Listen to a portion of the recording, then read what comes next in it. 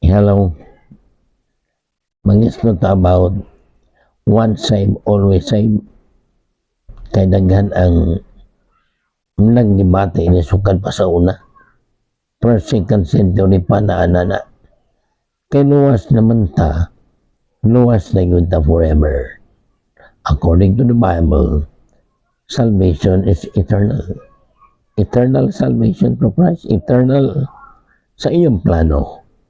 Pero kung ang tao maoy mo hawa sa kaluwasan, manili na save. So for me, personally, dili sa pag daot sa nagtuo aning one save, always save, inyo mapuna.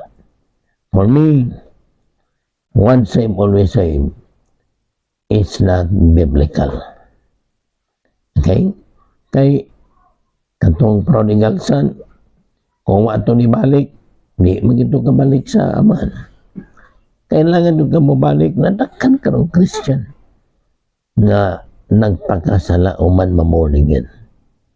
Grabing inom, hubog, mo patay, stealing, 10 commandments pakyaw. Sala na ang tanan, immoral, ang uban sleeping men to men, women to women, born again na. Isun mo tana ko ni mo, langit lugar na. Isun na, taghan karong Kristiyan ingon niya na. Niya, simba. Ako man gali, preacher pa, ako man, nas music, thing. Pero wala magkinabuhi ang Kristohanon. That's why si Pablo mingon, work out your salvation. Di man pwede nga, kuan ka na, naluwas taon niya atong kinabuhi nila luwas. So man mingon, basig dili yung luwas. Kaya nga nung nabinuang man, iksuuni ka kayo na kaluwas yun. Nagdawat kay Kristo, nagpabaptize, nagpreacher, active sa church. Pero pag backslide, awa nagnig ka balik. Ayaw man, biyaan nyo ng asawa, adtog at matanon. Ayaw man, biya ang bana, may adtog matanon. Daghana. Now, luwas lugar na. Hindi na luwas. The plan of God is eternal. But the devil is so tricky.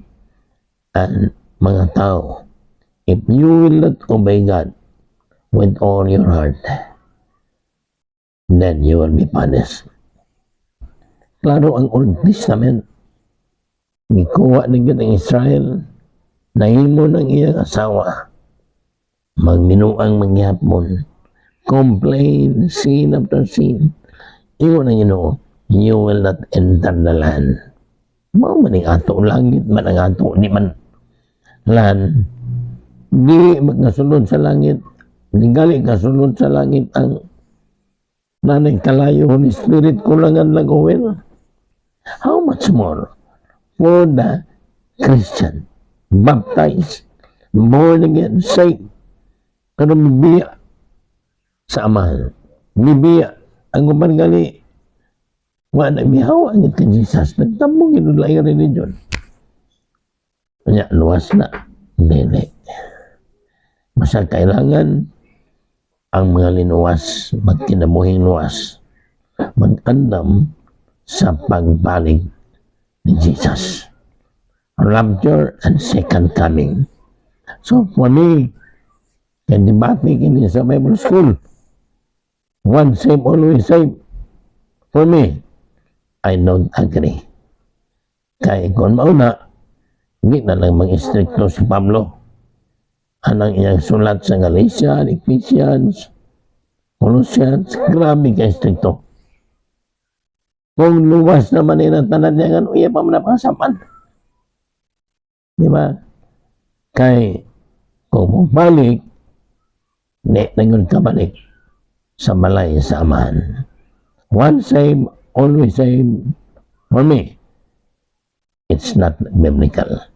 God bless and more power to everyone.